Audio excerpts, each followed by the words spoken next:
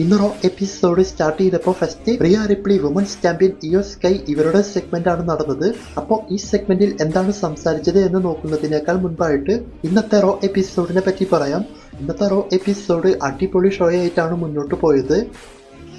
ചെയ്തിട്ടുള്ള മാച്ച് കാര്യങ്ങൾ എല്ലാം നന്നായിട്ടുണ്ട്. അതുകൊണ്ട് നല്ലൊരു റോ എപ്പിസോഡായിട്ടാണ് തോന്നിയത്. എന്ന് വെച്ച് വേറെ ലെവൽ ഷോ എന്നല്ല, ഒരു നല്ല Raw episode. First Rhea Ripley വന്നുകൊണ്ട് നൈറ്റ് ഓഫ് ചാമ്പ്യനിൽ റക്കിലിനെ തോൽപ്പിച്ച കാര്യത്തെ പറ്റിയൊക്കെയാണ് പറയുന്നത്. അതുപോലെ തന്നെ ഫാൻസിനെ ഷോയിലേക്ക് സ്വാഗതം ചെയ്ത് തന്റെ പ്ലാൻ ഇനി എങ്ങനെയാണ് മുന്നോട്ട് പോവുക, എന്താണ് റിയ റിപ്ലിയുടെ അടുത്ത പ്ലാൻ, ഈ ഒരു ടൈപ്പിലൊക്കെ സംസാരിക്കാൻ തുടങ്ങിയ സമയത്ത് അവിടെ women's world champion Iyo Sky വരുന്നതായിട്ടും വന്നതിന് ശേഷം റിയ റിപ്ലിനെ വുമൻസ് വേൾഡ് ചാമ്പ്യൻഷിപ്പിന് വേണ്ടി ചാലഞ്ച് ചെയ്തു.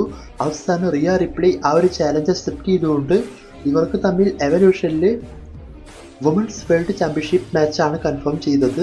അപ്പോൾ ഇതാണ് ഈ സെഗ്മെന്റിൽ നടന്നത്. ഇത് നല്ല സെഗ്മെന്റ് ആയിട്ടാണ് തോന്നിയത്. അതുപോലെ നല്ലൊരു മാച്ചുമാണ് ഇവർക്ക് കൺഫേം ചെയ്ത ഈ ഒരു മാച്ച്. അതിനുശേഷം ബാക്ക് സ്റ്റേജിൽ Dominik Mysterio, Finn Balor, JD മെക്ഡാനിക്കിനോട് ടാഗ് ടീം ചാമ്പ്യൻഷിപ്പ് വിൻ ചെയ്യാനായിട്ടെല്ലാം പറയുന്നുണ്ട്. അല്ലെങ്കിൽ ആ ഒരു മാച്ചിനെ പറ്റിയെല്ലാം പറഞ്ഞുകൊണ്ട് നിൽക്കുമ്പോൾ അവിടെ AJ സ്റ്റൈൽസ് വരുന്നതായിട്ടും വന്നതിന് ശേഷം ഡൊമിനിക്കുമായിട്ട് ചാമ്പ്യൻഷിപ്പ് മാച്ച് വേണം എന്നൊക്കെ പറയുമ്പോൾ ഡൊമിനിക്ക് ഡോക്ടർ തന്നതാണ് എന്നൊക്കെ പറഞ്ഞുകൊണ്ട് ഒരു ലിസ്റ്റ് എല്ലാം കാണിക്കുന്നുണ്ട്. അതായത് തനിക്ക് ഇഞ്ചുറി ആണെന്നും മാച്ചൊന്നും ചെയ്യാൻ സാധിക്കില്ല എന്നൊക്കെ പറഞ്ഞുകൊണ്ട് പിന്നീട് AJ സ്റ്റൈൽസും അതെല്ലാം വായിച്ചു നോക്കുന്നതായിട്ടും ശേഷം ഡൊമിനിക്കിന് തന്നെ കൊടുത്തുകൊണ്ട് പരിക്കെല്ലാം മാറിയതിന് ശേഷം നമ്മൾക്ക് തമ്മിൽ കാണാം എന്ന ടൈപ്പിലാണ് പോയത്. അപ്പോൾ AJ സ്റ്റൈൽസിന് മനസ്സിലായിട്ടുണ്ട് എന്തോ കള്ളത്തരം ചെയ്യുന്നുണ്ട് എന്ന്. അപ്പോൾ അതാണ് ഈ സെഗ്മെന്റിൽ ഉദ്ദേശിച്ചത്. പിന്നീട് റോ എപ്പിസോഡിൽ ഫസ്റ്റ് നടന്നത് വേൾഡ് ടാഗ് ടീം ചാമ്പ്യൻഷിപ്പ് മാച്ചാണ്. ടാഗ് ടീം ചാമ്പ്യൻസായ new day forces Finn Balor and JD McDonagh ഇവർക്കാണ് ഈ മാച്ച് നടന്നത്.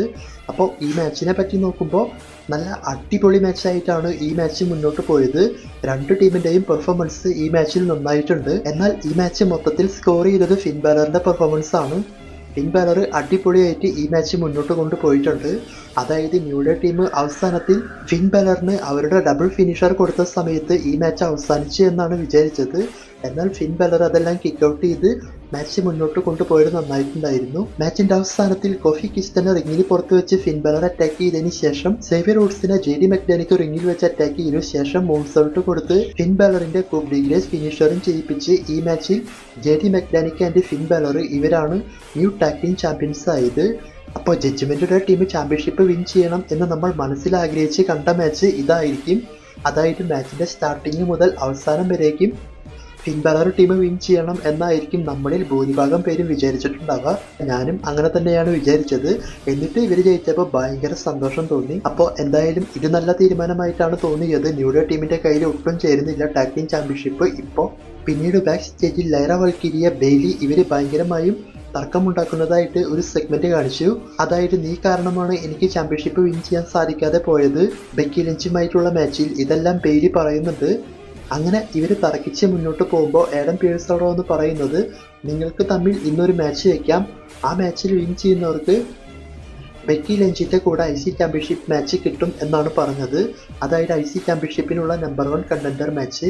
അതുപോലെ മറ്റൊരു ബാക്ക് സ്റ്റേജ് സെഗ്മെന്റിൽ ന്യൂ ടാഗ് ടീം ചാമ്പ്യൻസായ ഫിൻ ബാലറും JD മെക്ഡാനിക്കും Adam Pearce and Nick Aldis ഇവരുമായി സംസാരിക്കുന്നതായിട്ടും അതേസമയം ഇവർ പറയുന്നുണ്ട് വുമൻസ് ചാമ്പ്യൻഷിപ്പിന് വേണ്ടിയിട്ട് അവർക്കൊരു പ്ലാൻ ഉണ്ട്. അതായത് ഒരു ഫാറ്റൽ 4-way പ്ലാൻ എല്ലാം ഉണ്ട് എവല്യൂഷൻ സമയത്ത്.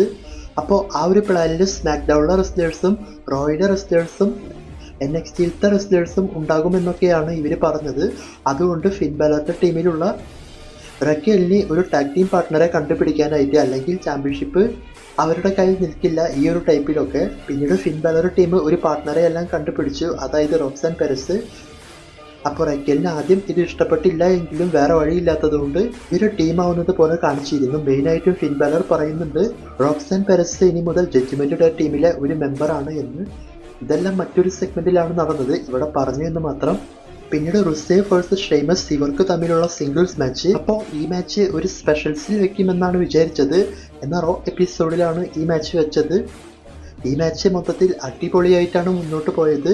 രണ്ടുപേരുടെയും പെർഫോമൻസ് നന്നായിട്ടുണ്ട്. പക്ഷേ മാച്ചിന്റെ അവസാനത്തിൽ ഷെയ്മസിനെ തോൽപ്പിക്കാൻ പറ്റാതെയായ റുസേവ് ടേൺബക്കളെല്ലാം അഴിച്ചു മാറ്റിയതിന് ശേഷം അതിന്റെ മുകളിലേക്ക് ഷെയ്മസിനെ അറ്റാക്ക് ചെയ്യുന്നുണ്ട്. ശേഷം റിങ്ങിലേക്ക് കൊണ്ടുവന്ന് റുസേവിന്റെ ഫിനിഷറും കൊടുത്തുകൊണ്ട് ഈ മാച്ചിൽ റുസേവ് ആണ് വിൻ ചെയ്തിട്ടുള്ളത്.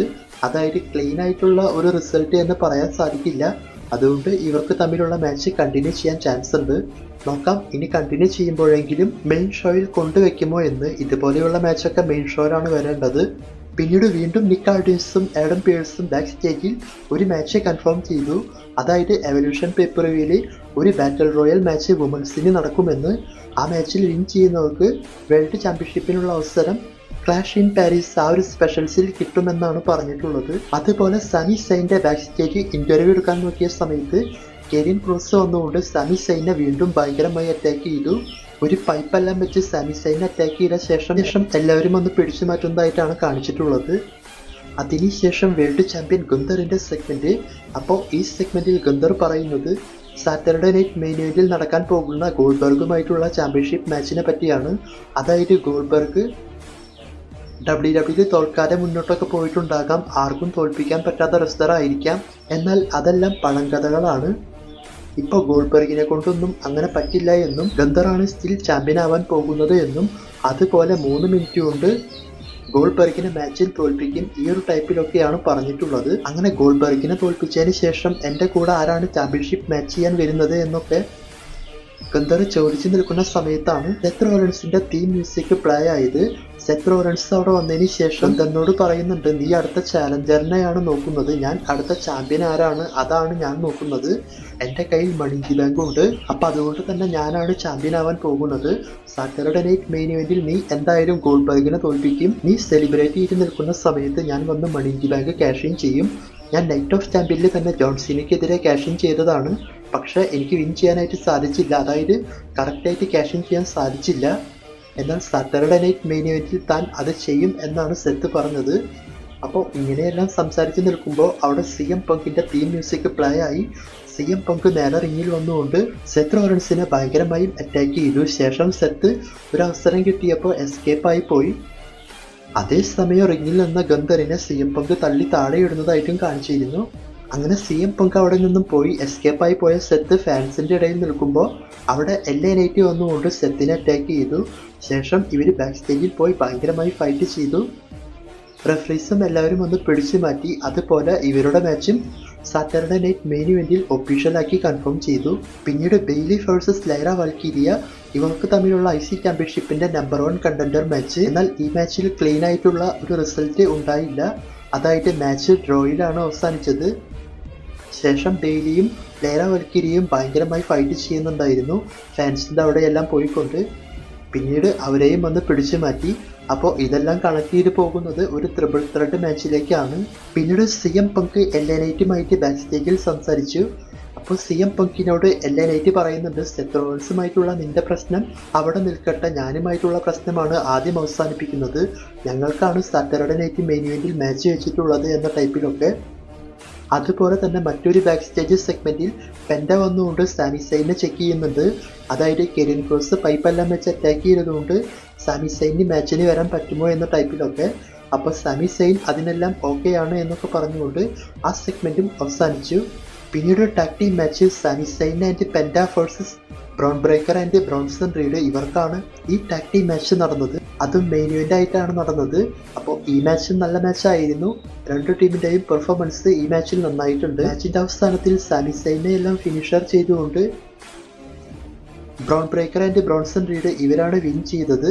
അതിനുശേഷം പെൻഡയ്ക്ക് ബ്രോൺ ബ്രേക്കർ സ്പിയർ എല്ലാം കൊടുത്ത് ശേഷം ഇവരിങ്ങനെ അറ്റാക്ക് ചെയ്യാൻ നോക്കിയ സമയത്ത് അവിടെ ജെയ്യുസോയുടെ തീം മ്യൂസിക് പ്ലേ ആയി. ജെയ്യുസോ ഒരു ചെയറുമായി വന്നുകൊണ്ട് ബ്രോൺ ബ്രേക്കറിനെ ചെയർ ഷോട്ട് ചെയ്തു. അതുപോലെ തന്നെ ബ്രോൺസൺ റീഡിന് സൂപ്പർ കിക്ക് എല്ലാം കൊടുത്തുകൊണ്ട് ജെയ്യുസോ ഇവരെ രണ്ടുപേരെയും സേവ് ചെയ്ത് റോ എപ്പിസോഡ് എൻഡ് കാർഡ് കാണിച്ച് അവസാനിപ്പിച്ചു. അപ്പോൾ ഇതാണ് റോ എപ്പിസോഡ് ഇന്ന് നടന്നിട്ടുള്ളത്. മാക്സിമം ലൈക്ക് അടിച്ച് സപ്പോർട്ട് ചെയ്യുക. റോ എപ്പിസോഡ് ഇഷ്ടപ്പെട്ടോ എന്ന് കമൻറ്റ് ചെയ്യുക. Thanks for watching.